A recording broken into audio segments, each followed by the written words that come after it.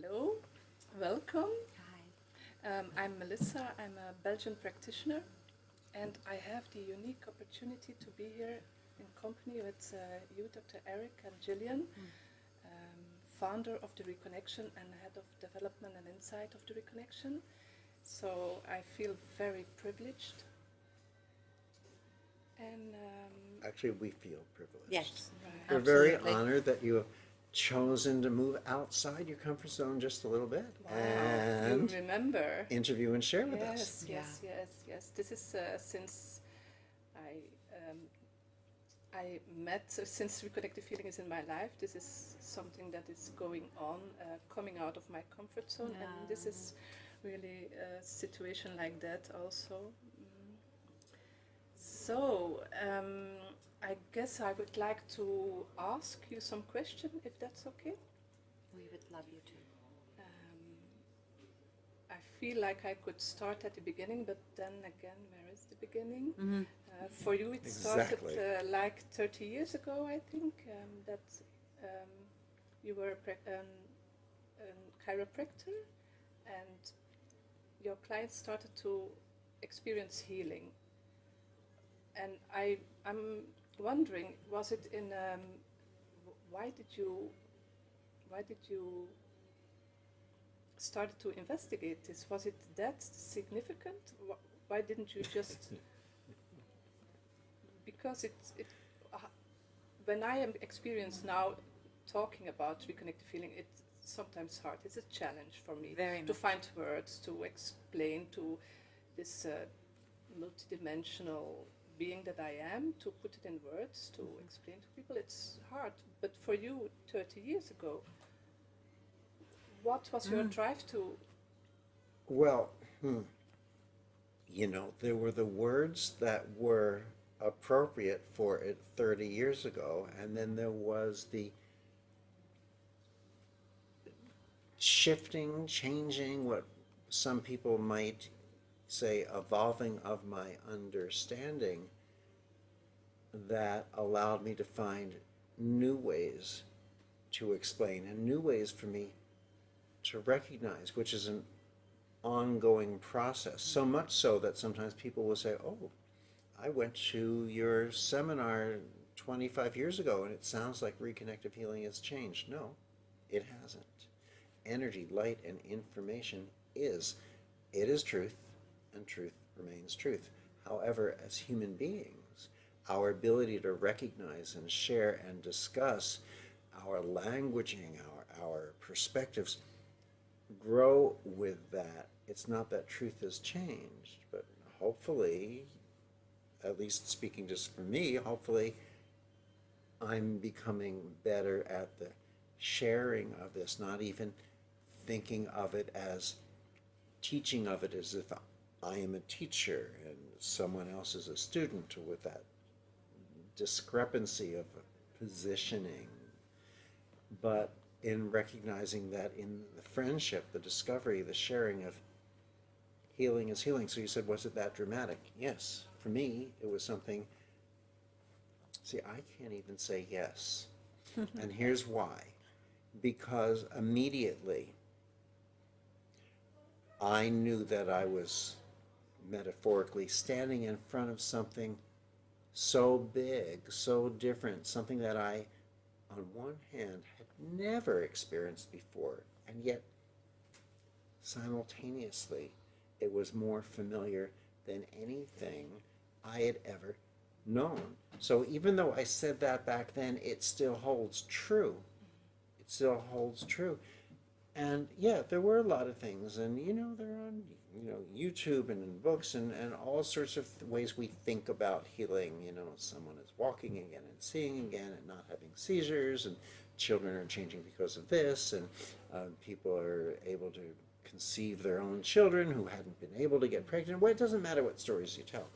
All of those things are fine, yet we just look at those things as if they are the healing, when really they are the presentation, the tip of the healing that we allow ourselves to recognize. And it's so easy to be seduced by the excitement of that little tiny piece that shows itself in front of the curtain without even knowing enough to come look behind the curtain. There's so much more. I mean, so much more. Also, I think it's very important to hear these words.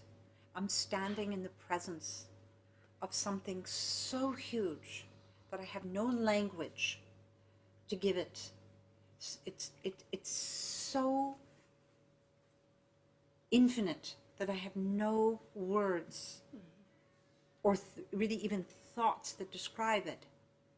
And yet it's completely familiar.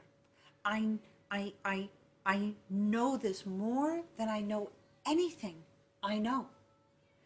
So that is the beginning and the conclusion, when the beginning and the conclusion become one. And I think the exploration, the inquiry, the curiosity in and around reconnective healing is really inspired by that very simple idea. It is utterly intimate and completely impersonal. You know, in a sense, it's like this glass. You can see through it, as if it's not there, and yet it is. So it's finite, it's limited, it's a form, it has a shape. We can describe shape and color and other things with our words. And yet at the same time, we're trying to describe something that has no form, that is formless. Even our language has these forms and limitations to it. So it was a knowingness, that's why we said unknown and simultaneously familiar, that required me to reach for words, and the excitement every time I found the word also, or words, led me to realize that, but I don't have the words. And even now, 30 years or so later, we're having an interview limited by words, and yet I can pretty much promise you that you have a lot of people watching and listening to your interview who are having experiences that they don't easily find words for now, just in this sharing of the oneness, because we are all one. Right. Right. Like you. Yes. Well, I want to explore this oneness later on, but I feel like language is something, something that is fascinating me, because it's still a challenge. So I wonder, when my experience was, the beginning was a book. I read the book, and it all started. And when I closed it, when I was finishing reading it, there was a thought that popped up. I will teach this. Well, which was strange for me to think something like that. Right. But I replaced it by a thought that was more convenient. Yes. I will look for a practitioner in the neighborhood. So, but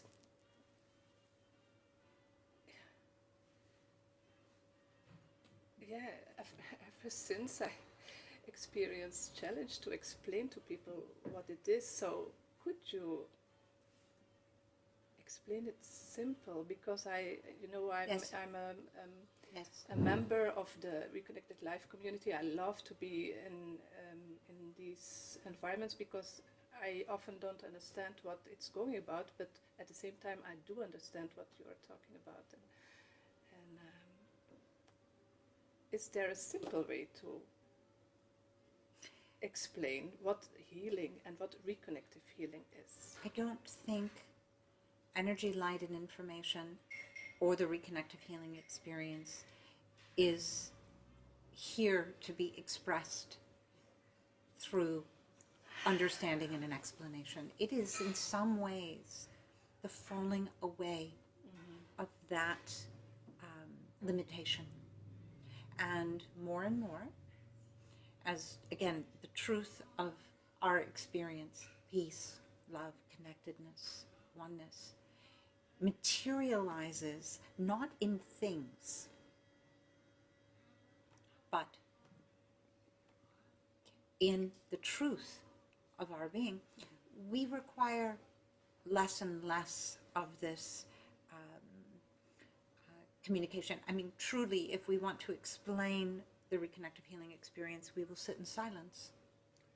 Right. I would love to do it that way and to be sure that it is transmitted. You in a way. can't, No. you can't be sure of anything. Okay. That way, I would rather be in the knowingness that as it is received is how it is to be received. It's okay.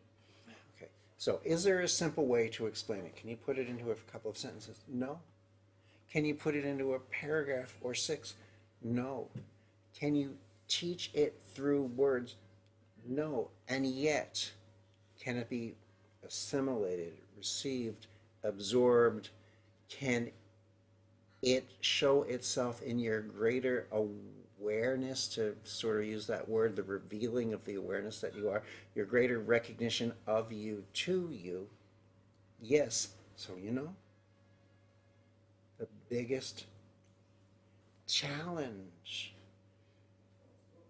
to understanding, to accepting, to recognizing reconnective healing, the biggest challenge is its simplicity. And to find the simplicity, we have to realize that the simplicity of it is in the experiencing of the infinite. In each experience, each time it allows us to glimpse more and more the infinite being that we are. And that is simplicity. But try to explain it to someone and suddenly simplicity goes out the window. I think, though, the more that we are exploring, again, the localized body-mind experience, and we appreciate what that is. We appreciate just the very core basics of it. All experience has, again, a beginning and an end. It can't be essential to our being. If I say, Melissa, close your eyes, and I ask you, who are you? How do you refer to yourself? You would probably say I, or I am Melissa. The recognition of who you really are is not an interaction with your body-mind. It is not a thought that you are having. You don't have a thought, I am. And this now is becoming more curious for the human being, the human experience. And so I think it's a lovely opportunity, in a way, to just explore that. How is it that you know I? And the recognition of this is the doorway, the opening that allows for the healing, and yet B, it's the healing itself. And it's almost like, is it the front and the back of the record album, or the coin? Not really, because there's no front and back. It's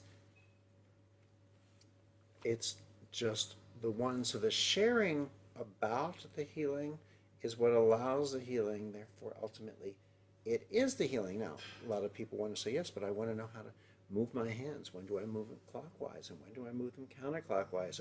And if the problem is in this part of the body, should I move my hands over there? And if I'm going clockwise, should I do the opposite direction when I'm above the equator than below the equator? And suddenly we get lost into a whole bunch of perspective, almost like superstitions of shoulds and shouldn'ts, and yet healing is the beingness that is our nature when all the concerns about doing it right, and therefore the fears about doing it wrong, leave.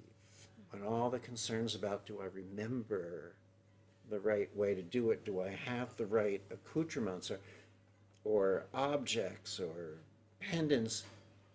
When we realize that, true healing, the highest level of healing, is the dissolving of the shoulds, the shouldn'ts, the techniques. And therefore, when all these things that haven't allowed us to see ourselves disappear, haven't allowed us to simply be presence and beingness disappear, when everything goes away, the only thing that is left is essence, essential, beingness, love, and that is healing, ours and everyone's, because there is no else or otherness. There's not someone else. There is no sending, because if I send a healing to you, that means I'm here and you're there. It creates the illusion of distance. There is simply the receiving and the being. And when we're willing to do that without the fear of, how do I send it to someone else, without that ego getting involved, as we receive, everyone receives, those we love, those we like, those we don't like, and those we really can't stand, because in that is that oneness, and love doesn't discriminate. When there's one, there's one. You can't have almost one. Okay. I find this concept of oneness very healing on sich, because it is teaching a lot of understandable things like the mirroring and the fact that there is no beginning and no end and all these kind of things. And yet it sounds so theoretical, I'm Yeah. sorry, and it's not theoretical. No, there is the appearance of things. There is the sensation of things. There is the emotion of things. And that is very verifiable at the level of the body and the mind. Now, if I ask you, show me your mind, I can look inside you. There is, you can't show me your mind. And also, it's very interesting, the appearance of you as I see you, or you see me, and at the same time, we are unable to look at ourselves. I mean, you can have a mirror there to look at the physical structure, right. but if I were to say to you, how do you look at yourself? Isn't that curious to you? Not only that, but I may have an idea of what you're thinking, but I can't see your thoughts. How is that possible? So, at the level of appearance, thoughts, feelings, behaviors, memory, this is a construct. It is a concept and a construct. Our being, that is oneness. It's not a concept. It's not a thing. So the energy, light, and information, synonymously known as God, I'm going to use the word, love, infinite intelligence, source. Or that great watermelon in the sky, whatever name we want to give it. And the parlance or the name given to it is also a fantastic experience and journey of this expression of experience, people, persons. But the reality is only one consciousness. There aren't multiple consciousnesses. There's one consciousness. And yet, the experience of consciousness is 8-10 billion things. And that's what we call experience. So, in a way, it's a freedom. You as a facilitator, what do you do if someone chooses to have a reconnective healing experience. You are skilled at what? You are skilled at the, we'll say, infinite capacity to receive in the way where all otherness dissolves. You are infinitely aware, as awareness, of the illusion of separation. That being is what allows for you and your client to glimpse, to, we'll say, insensation as an experience. No, you are one. That is where the healing happens. That's where all healing So the lives. reconnective healing experience, by virtue of it being an experience, as Jillian says, it has a beginning, something inside it might be the middle and might not, and the end, and yet it can be an experience of something that is infinite. Even, I mean, we're sitting here as human beings, our physical existence here, our life, is a finite experience of the infinite being that each of us are. Sometimes, for me, as I allow myself to receive, including being in the recognition of my being present, of the infinite, I find that all separation seems to disappear, and my recognition of this becomes yours, and it's my allowance to be in the recognition of the healing that I am that actually allows you and everyone else to be in the healing that they are. It's each of ours. So the healing that we're looking for is the healing that we already are. We are the healing that we're looking for. Now, we can talk about this and it becomes a little bit theoretic in its sound, a little bit philosophic in its sound, but it's a recognition of what is. Touching it for me is allowing myself sometimes to notice or observe physical sensation in my body, or presence, or being there. There are many different ways that we allow ourselves to be in recognition of it, even by sharing this conversation. And the more familiar we allow ourselves to be in the recognition, the less dynamic, in a way, even the sensations are. You know, we speak about, in our reconnective healing sessions, we refer to them as the body-mind registers. There is a heightened sensation sometimes where, and we speak in the language, we've given it the name the frequencies, okay? But it isn't the frequencies. You know, again, we've made accommodations It's in not, language. Yeah, it's not the frequencies as if there is a they Correct. and there is an us. There is resonance, there is vibration, there is frequency. It's all of that oneness, but there is just no delineation. Right. So it's a bit of an accommodation when we bring the language into it, which is important as a practitioner. But at probably the most truthful level, your personal, I'm going to say in this way, your experience of the recognition of the infinite nature of your happiness and love and peace is really what you are sharing with your client or with your family. And you know, I don't need to say specifically to you, Melissa, but I will say specifically to you, often it takes an unconceivable, unimaginable event, activity, in order for us to walk towards ourself. Yes, right. Which is really to recognize ourself that has always been.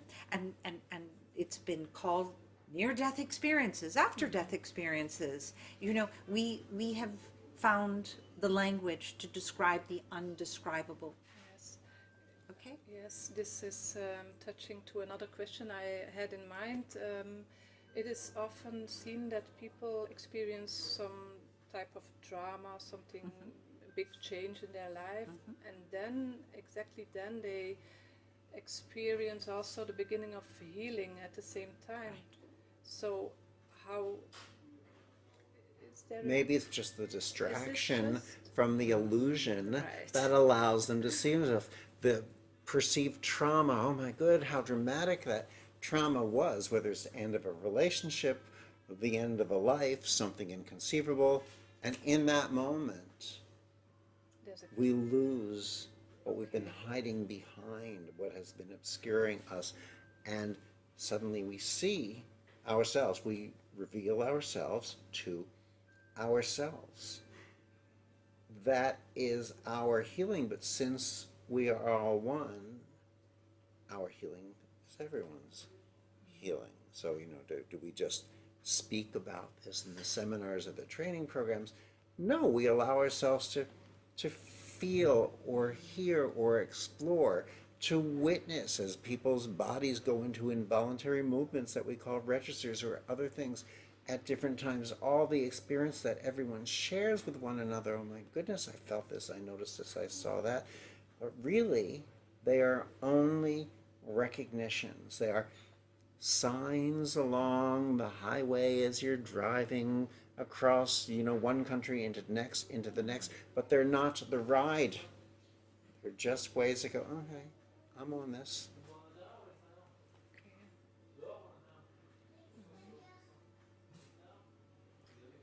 So,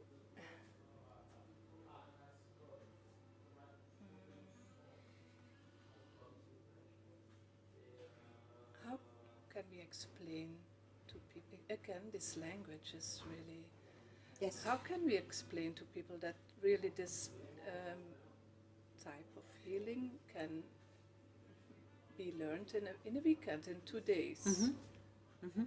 It's I think what you're expressing is that the exposure in 2 days, in a way, allows consciousness to leave the trace or the perfume of itself, our being, at the end of those 2 days in a way that allows the body, mind, the personality, and the ego to rest. Not go away, but rest long enough before the mind and the activity of life takes it off on the next adventure. So there's a pause in the movie. If you've ever gone to a movie, it's very interesting. This happened not that long ago. Have you ever gone to a movie and you're in the middle of it, you've been completely taken away, and all of a sudden the movie stops. There's been some mechanical problem. And it literally stops, and all there is the screen. And for a moment, oh wow, what happened? This is what happens. The experience of our daily life, the content, the particular, the detail of your story and your story and my story stops, yes, vanishes. And all that's left in the room in a weekend is the only thing that's actually there. And we'll say in this metaphor, the screen. There was never a movie there. The only thing that was ever there to begin with was the screen. But it was so ordinary. We just overlooked it. We just noticed it. It's more interesting to watch what was hiding the screen. At Which times, is coming but- and going and coming and Right. going all the time. So we become less, in a weekend, we become less consumed with the activity and the content of what we'll call finite experience, and more curious and interested in that from which all experiences emerge and return to. So That's what we do in a weekend. and what happens is Healing. what's very interesting too is that I will find that, and you will see that when people come back to take the seminar again, that weekend training again, they're to say, oh, it's so different this time. And you're thinking, well, not really, but part of it is because their attention was so on the surface of the movie and so trying to get this, that, and the other, that the second time they allow themselves to see and receive more deeply and differently in other ways. And they walk away with greater gifts because who they came back as the second time for the training program was not who they took the training program as the first time. Beautiful. I never heard it explained that way. It's Yeah. really, Yes. yes. So in Belgium we have this community. It started all around COVID also, that two practitioners started a network of Belgian practitioners, and we experience in the beginning also, as we have 3 languages in Belgium, there was there were challenges to find but it went really quickly that we all realized that we have this thing in common that is guiding us and that is bringing us more of what we want, and it feels like we really have something valuable in our hands with this network because of the exchanges of Yes. it seems like it's versnellen, accelerates Yes. in expressing just is it Yes, it is the recognition of your shared being, which is all there is.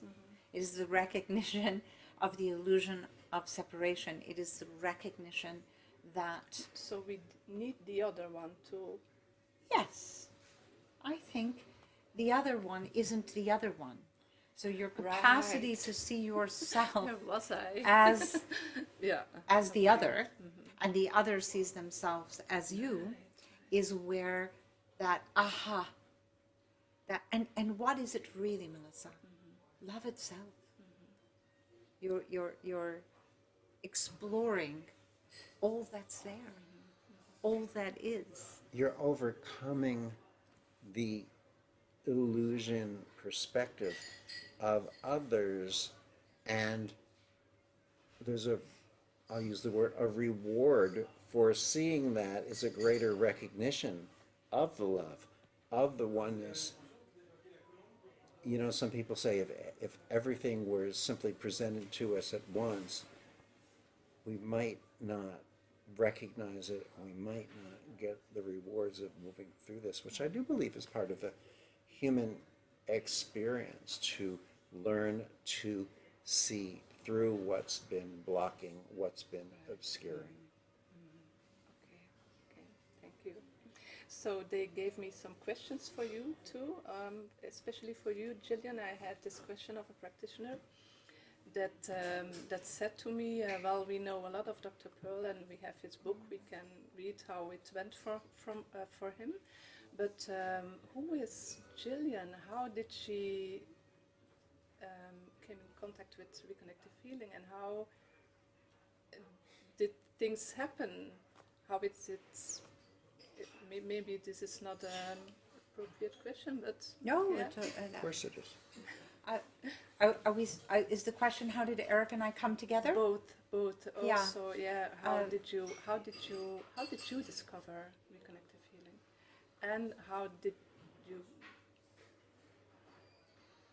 you meet? Mm-hmm. Yes. This was a question. And who are you and what are you having for dinner? Yeah. So the discovery of Reconnective Healing was really not what happened at all. I had no interest in discovering Reconnective Healing at all. We happened to be, in 2012, I was at the Miami Circle with the Indigenous grandmothers. It was a group of grandmothers that I had been involved with and instrumental to them being brought to the United States. And I refer to Eric and I as a bit of a cosmic collision. It was an isness and an amness where we happened to just sort of glance on a Friday evening at a very public event that was happening. In our new book, we talk about it a little bit more in detail. I was with someone who, at the time, was part of 800 people in this Friday evening audience, and he was selected to come up for a demonstration. And he had a particular physical issue that had been surgically created. Locked into place. Yeah, it was not a problem. In actuality, it was the solution to his problem, which happened to be resolved through a surgical procedure, and a permanent surgical procedure. So watching the illusion of separation and the body-mind experience reveal itself for what it was at the time, not through, let's say, a shamanic journey or a particular modality, and being very familiar with the details of this, I was quite curious, not really surprised, but quite curious. And so we decided... The vagueness of it that I think we're dancing around really was that the person had a problem with the ability to bring his arm up this high, and the surgical solution locked it into that position. So that's what they had. The detail of it is really not essential. Just to solve people's questioning around the vagueness of the way we're expressing it. Yes, so he had a problem that was surgically corrected. I think we covered that. It wasn't really corrected, it was prevented. He then couldn't do that anymore. It didn't cause a problem. That was the limitation of the surgery of that time. Yes. Yeah. So this is the interesting part about why Eric and Jillian. Consciousness, experiencing itself in the experience of a Dr. Eric Pearl and a Jillian Fleer, created, in a way, a dynamic that we now share. And that sharing allows, in some ways, the fullness of what I refer to as true love itself. We tell stories differently, but we still are in love. Yeah, we are together in what I feel is the ultimate true reality, which is we share our being and we share love and we need nothing from one another.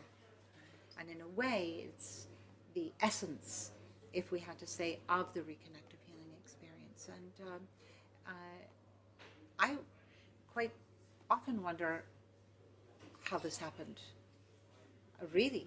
And you not would as ask, much as I wonder, but yeah, yes. we would be the two least likely people to collide, and here we are.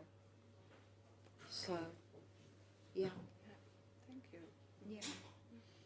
So one of the other questions I'm trying to remember now. I'm going to have a quick look. Was about creativity. I'm just leaning in to listen. Creativity. Yeah. And talents. That seems to expand and pop up. Life progress. Wait, is that what you mean? Yes. When someone explores the nature of healing through this approach, there's a transformation in their enthusiasm, their curiosity, their creative talents, their artistry. Yes, of course, because the limitation of their conditioning, their thoughts, their beliefs, the designation of their purpose, we'll say, or mission, relaxes enough for their true being to rise in a way that reveals not piece of artwork or a new piece of music or a new degree, a book, an accomplishment, but the totality of what is resting infinitely in the background of that talent. And that is felt because, as we said, it is more vast and more unexplainable than anything we experience, and it is more familiar than anything we know. And that is felt no matter what the expression is. Again, a new piece of art. This true nature is now being informed and a part of our activities and purposes. Being a better mother isn't something that we take a class, but our Right. true nature shines. It was Picasso, I believe, who said, the more technique you have, the less you have, which ultimately translates into the less you are, which does not by any means mean don't take an art course or two. It just means for the artist to come out, you've got to open the door.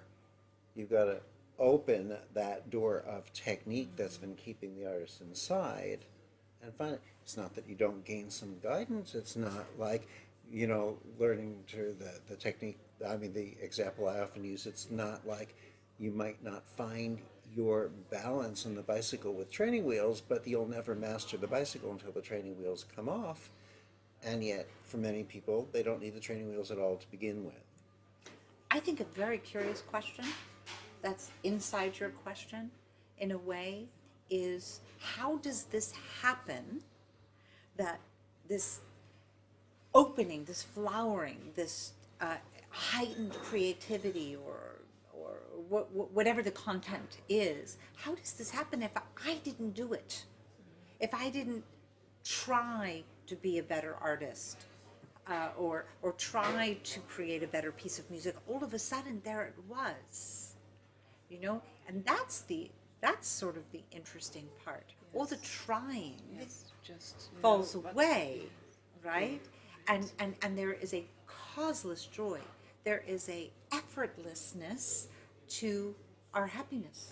There's an allowance that becomes recognized. You can't try to allow because trying doesn't allow for allowing. And yet the beingness that steps forward as the artist, for example, as the healing facilitator, as love and being itself, can come only when we let go of the trying, because the trying is us telling ourselves we are not, so that we have to try. It's like asking, when will I become enlightened? Well, when we stop asking when, because the question of when means we are not. Where will I find this means that it's somewhere in our mind, but it's not here. And the truth is, we are here. We are now. We are enlightenment. Don't come to the Reconnective Healing Training Program if you're looking to become enlightened, because you can't become what you already are, which is enlightenment already, but you can reveal it to yourself and learn to recognize that. And suddenly people say, wow, you're so different. Well, wow, I'm just in greater recognition of who I have always been and of who you are too. And the consequence of that is what you express in your daily life, right? It's just a natural consequence. So there was no path to get to it to begin with. We're already that. Therefore, it was a direct path, a pathless path. There's no journeying, there's no circuitous route we need to get to something. Only that is somewhere that's allowing us to feel that we're looking for it or moving towards it. And only once we release that, we realize we're not looking for it, we are it. We're not moving towards it because we can't move towards ourself because we are ourself. So experience is the labyrinth where you start outside and you walk until you get to the center, okay? The Reconnective Healing experience is the recognition that you're always already standing in the center.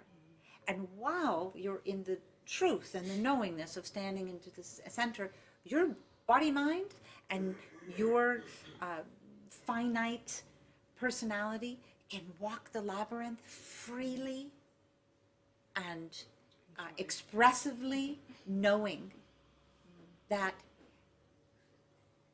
it's not a belief. See, beliefs are what we have to be a little careful about. It is only when we think the journey, when we believe the journey in the labyrinth is all there is. Yes. So, We say that Reconnective Healing doesn't care whether you believe in it or not. Truth doesn't care whether you believe in it or not. We, our egos, go, oh, I really believe in this, which sort of translates to, so maybe I'm more open than I was or than someone else who doesn't. But the recognition of is that we are. Do I have time for just one just to finish? Sure.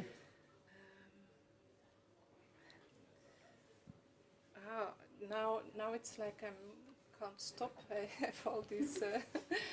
we can do another. We'll sit with you another it's time okay. too. I think there was one other, interesting thing that came up in the network, in the community. Do you have a vision about where this is going?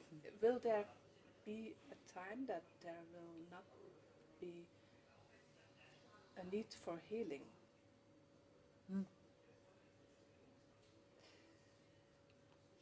And this question came from where does reconnective healing, where does it goes from here, from where it is? It doesn't go, Yes. because it is. We start at the conclusion and we never leave there. We start where we already are. And then everything is informed from that. And I think the way that question has been framed, let's ask it again. Will there ever be a time where there won't be a need for healing? We're going to start with time.